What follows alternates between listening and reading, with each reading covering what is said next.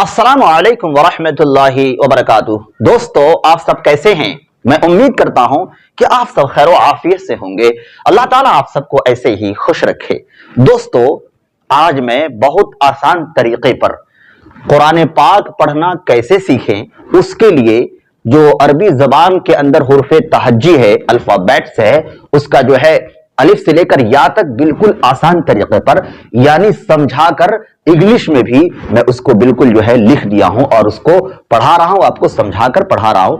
और इसको आप जो है अजबर याद कर लीजिए और इसको ध्यान से देखिए कि कितना जो है आसान तरीके पर है। यानी अलिफ से लेकर सबसे पहले ये बात समझ लीजिए कि कुरान पाक पढ़ना सीखने के लिए जो इसका यानी अरबी जबान के अंदर जो हुर्फ तहज्जी है ना, अलिफ से लेकर या तक, तो उसको आपको समझना निहायत ही जरूरी है। जब तक आप इस अलिफ से लेकर या तक को नहीं समझिएगा और इसको अच्छे तरीके पर याद नहीं कीजिएगा तो आपको जो है कुरान पाक पढ़ना सीखना नहीं आएगा। यानी जितने भी आगे जो कुरान पाक हम पढ़ना सीखते हैं ना, कुरान पाक कैसे पढ़ते हैं, उसको कैसे जोड़ते हैं, कैसे मिलाते हैं, तो ये इन्हीं हुरूफ से सारे कुरान जितने भी अरबी जबान बना है इन्हीं हुरूफ से बना है। तो इसलिए निहायत जरूरी है कि आप इन हुरूफ को पढ़ना सीख लें और इसको अच्छे तरीके से पहचान लें। तो इसलिए मैं इसको जो है इंग्लिश में भी लिख दिया हूं। तो देखिए कितना आसान तरीके पर है।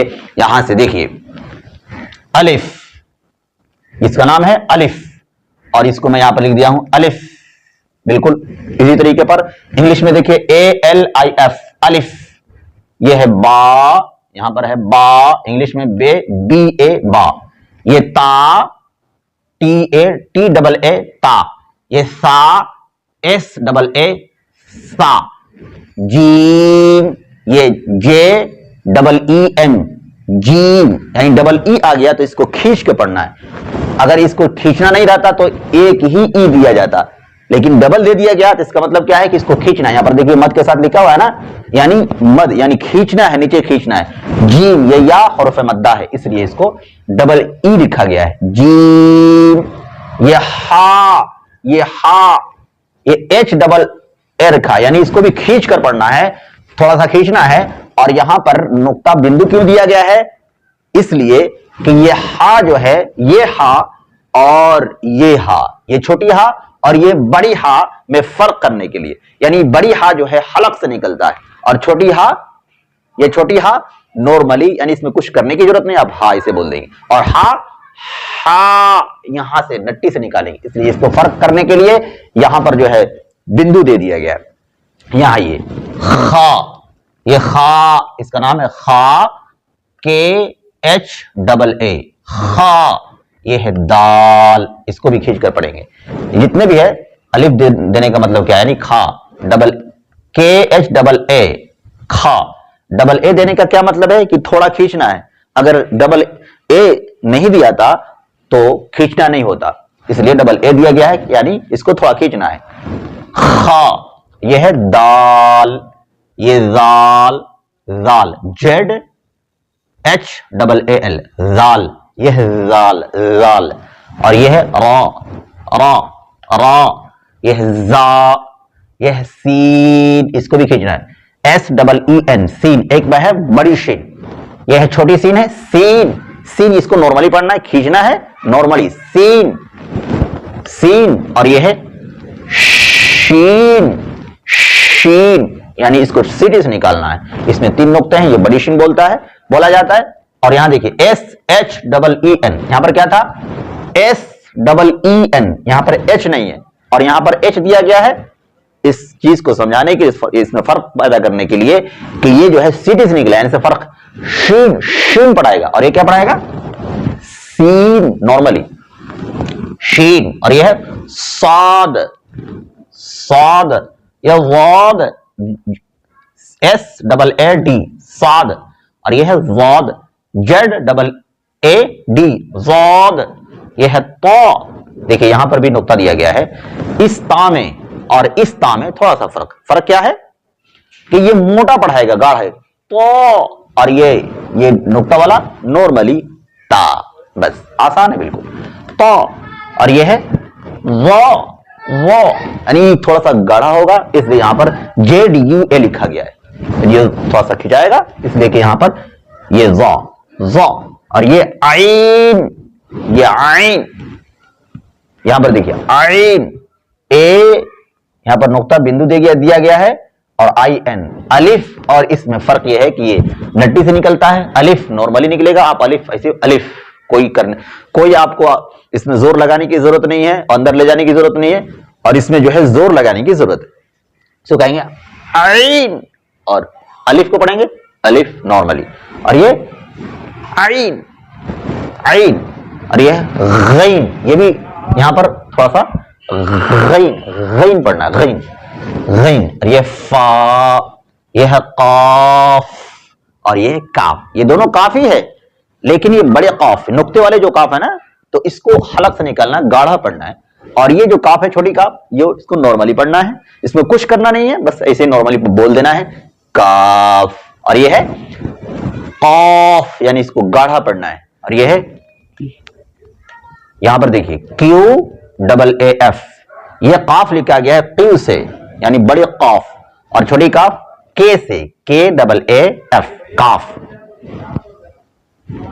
لام میم ایم ڈبل ای ایم میم، یہ ہے نون واو ہا لام الف حمزہ یا،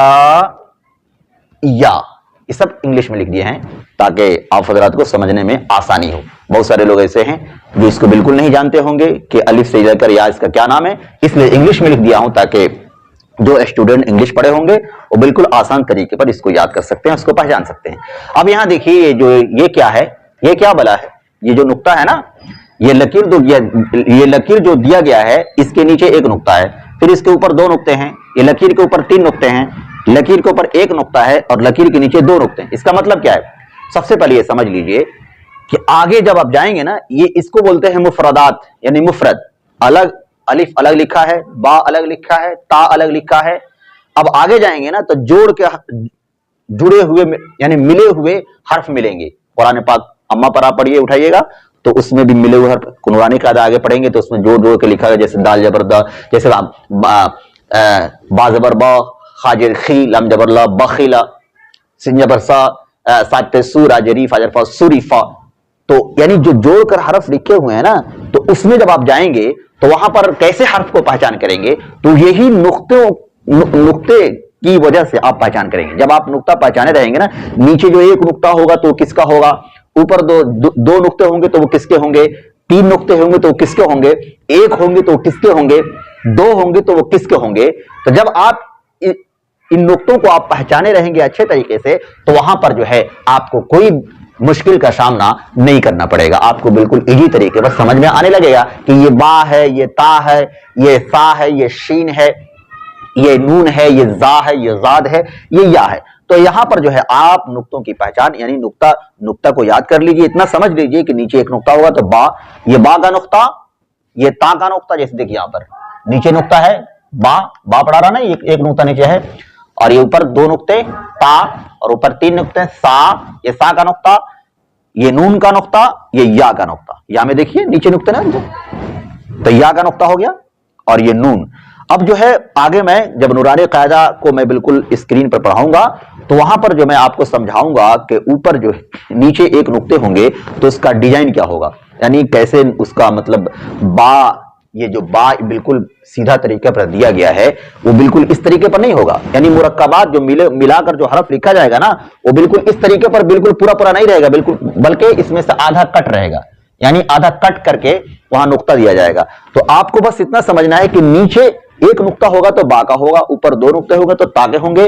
اب یہ جو دو نقطے کاف کے اندر بھی ہے تو وہاں پر کیسے سمجھنا ہے؟ تو وہاں پر جو ہے کاف مرکبات میں جو ایک سبق ہے اس کے اندر آئے گا کہ الف کے دو شکل ہیں، با کے دو شکل ہیں، تا کے تین شکل ہیں، کاف کے تین شکل ہیں. تو اس کے شکل میں آپ پڑھیں گے انشاءاللہ، ہم اس کو سمجھانے والے ہیں اگلے نیکسٹ ویڈیو میں.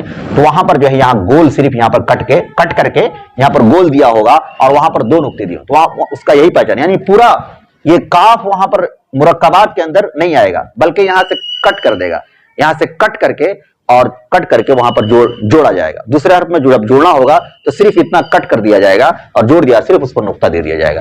تو ایک نقطہ ہوگا تو فا کا ہوگا, گول رہے گا, اور ایک نقطہ ہوگا تو فا کا ہوگا, اور گول رہے گا, یہ گول, اور دو نقطے ہوں گے تو کاف کے ہوں گے. تو یہ جو ہے مرکبات میں انشاءاللہ ہم آپ کو سمجھانے والے ہیں. جب تک آپ اتنا یاد کر لیجئے, لکیر کے نیچے با کا نقطہ, تا کا نقطہ, سا کا نقطہ, نون کا نقطہ, یا کا نقطہ. انشاءاللہ آج کی اس ویڈیو میں آپ جو ہے حروف تہجی کو اچھے طریقے سے سمجھ گئے ہوں گے. تو انشاءاللہ اس کو ازبر یاد کیجئے اور اس ویڈیو کو زیادہ سے زیادہ اپنے دوستوں میں شیئر کیجئے, تاکہ دوسرے اسٹوڈنٹ بھی, دوسرے طالب علم بھی, اور جتنے لوگ بھی قرآن پاک پڑھنا سیکھنا چاہتے ہیں اور ان کی تمنا ہے کہ کاش کہ میں قرآن پاک پڑھنا سیکھ جاتا, تو وہ بھی سیکھ سکیں, تاکہ آپ بھی نیکی کے حقدار بنیں اور ان کو بھی فائدہ ہو اور ہم بھی نیکی کے حقدار بنیں. اور اسی لیے تو میں محنت کر رہا ہوں آپ ہی حضرات کے لیے, تاکہ آپ حضرات جو ہے قرآن پاک پڑھنا اچھے طریقے سے سیکھ سکیں. تو مجھے اجازت دیجیے, تب تک کے لیے اللہ حافظ.